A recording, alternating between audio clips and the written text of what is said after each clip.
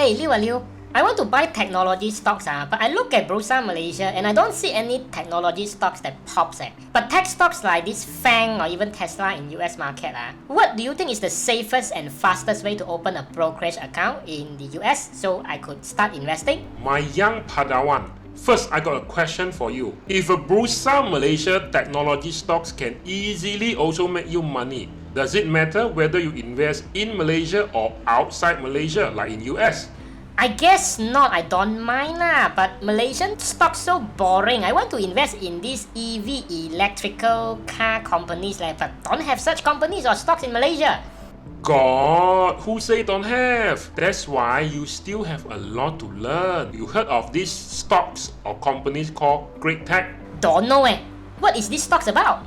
Great Tech core business is manufacturing of automated and integrated production line equipment for its major customer, First Solar, a leading US company which makes and sells solar panels. One day, Great Tech CEO owner probably had a light bulb moment and he think like, look, we can do more. We are already making equipment for our solar cell customers. A solar cell is one type of renewable green energy. Then can we also modify our equipment so that it is suitable for, say, any company that makes battery but for electrical vehicle, EV, which is still in the realm of renewable green energy. Its effort borne fruit. Fast forward to today, they have customers the likes of Lordstown Motors, a manufacturer of electrical pickup trucks in US backed by General Motors, and Panasonic Japan that are selling EV batteries to Tesla. Words of how good Great Tech are surely have spread, and in the early 2021, it became the sole equipment supplier for another US-based company, Atlas Motor Vehicles, to develop its prototype battery pack assembly line for the next 5 years.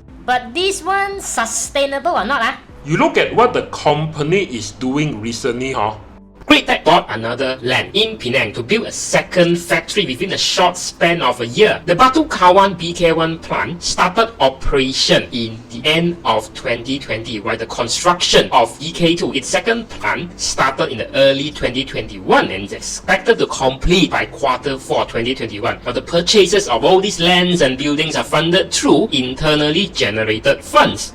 Now, this tells us two things. Number one, they have a very strong cash flow because they don't need to borrow money or do any private placement or right issue to raise capital to buy the land and construct new buildings. Second, in any business, there's this thing called CAPEX or OPEX. Now, Great Tech is buying land and building factory and investing in production infrastructure. Those are CAPEX or capital expenditure. Other than that, the rest are OPEX in any business or operating expenditure like employee salaries, rent, utilities, property taxes, and cost of goods sold.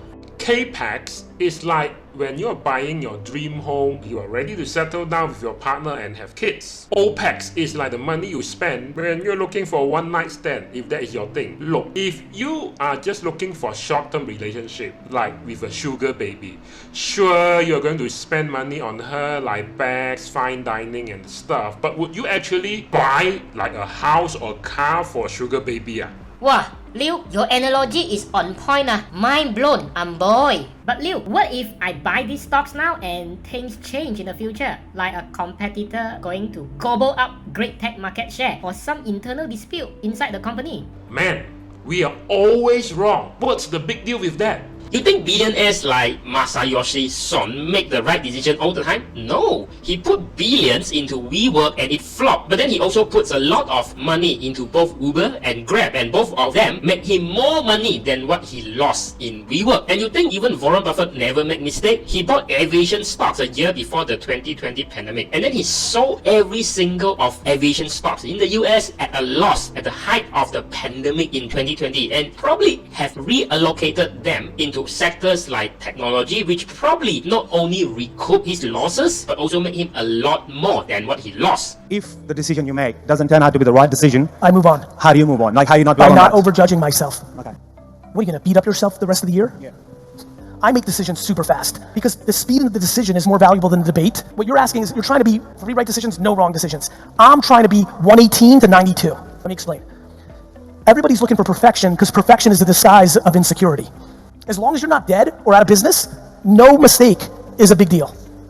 Wow, Liu, why are you so wise one? You look like 30, but the overflowing wisdom is like you are 60. You know this saying? You are the average of the top 5 most frequent YouTube channel you watch. So don't forget to hit on the subscribe button and the notification bell so you can follow all the overflowing wisdom in CF Liu channel. And while you are at it, give this video a like. Come on, don't be stingy, just a gentle tap on the like button. By the way, don't only let Great Tech be the stocks that you only put your money into. That is not the way to invest a large sum of money over concentration risk. Check out this video where I talk about how to invest a large sum of money over here. Then need to look at this PE ratio or price to book ratio or not. I glanced at it, but it really does not contribute too much to making my stocks buy decision. But why not? Look, Padawan, PE ratio is good as a reference, but it literally means very little to influence whether the stock is going to go up or go down. You are not an accountant or an auditor. Come on, astaga. More important is to be worthy of the business trends happening around us and to look at things from a business perspective. But how can I become better by looking at all these investment or stocks from a business perspective leh? Read more, read every day. Be voracious. Easier said than done, I know. And I'm talking about not only looking at all those price charts or technical analysis, not even so much on the annual reports. Now, it's a good start, yes, as a reference because you can learn from history, but it's more important to keep up to date with the recent development of all the business trends and think a few layers deep, plus connecting all the dots to form your investment thesis. Now, this is very important. After all, you are investing in the technology sector. I ask you, technology is moving forward or backwards? Warren Buffett said it even better. I'm a better investor because I'm a businessman, and a better businessman because I am an investor.